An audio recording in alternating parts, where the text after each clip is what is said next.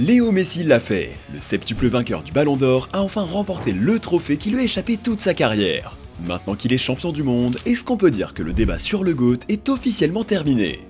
Enfin, le jour que Messi et des millions de fans de l'Albi Céleste attendaient, une victoire en Coupe du Monde. Léo Messi a terminé le football. Après 36 ans d'attente, l'Argentine a remporté la Coupe du Monde après avoir battu la France au tir au but. Avant même le début de cette ultime séance, le match était déjà dans l'histoire. Cette finale a vu deux équipes se battre durement pour remporter le Graal, mais à la fin, le trophée doré a été levé par Léo Messi.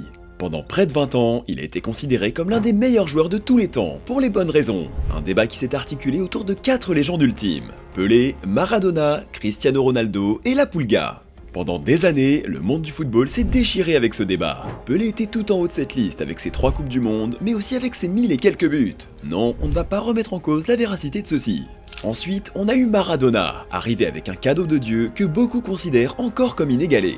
Et enfin, depuis plus de 10 ans, il y a cette incroyable compétition entre Messi et CR7 qui a probablement pris fin au Qatar. C'était très certainement la dernière fois que l'on voyait Messi et CR7 sur la plus grande scène du football mondial. CR7 a réalisé un exploit en marquant pour sa 5e Coupe du Monde consécutive, mais il a perdu en quart de finale. De l'autre côté, Messi a été incroyable jusqu'à la gloire.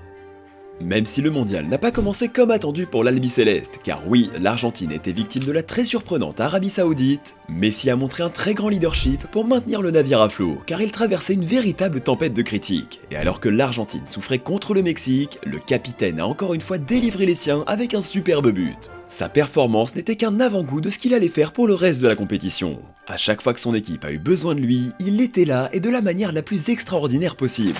Que ce soit pour éliminer des défenseurs qui ont 10 ans de moins que lui, ou pour faire une passe décisive à des coéquipiers qui l'ont idolâtré, et aussi pour marquer bien évidemment, c'est bien la chose qu'il sait faire le mieux. Au Qatar, la Pulga est devenu le 2e joueur depuis 1966 à marquer plus de 5 buts tout en créant plus de 20 occasions pour son équipe. Celui qui a réussi cet exploit avant la Pulga, c'est bien évidemment le seul et l'unique Diego Armando Maradona. Avant le tournoi au Qatar, Léo était très critiqué pour son manque d'efficacité à partir des 8e de finale. La plupart des gens pensaient même que c'était une malédiction.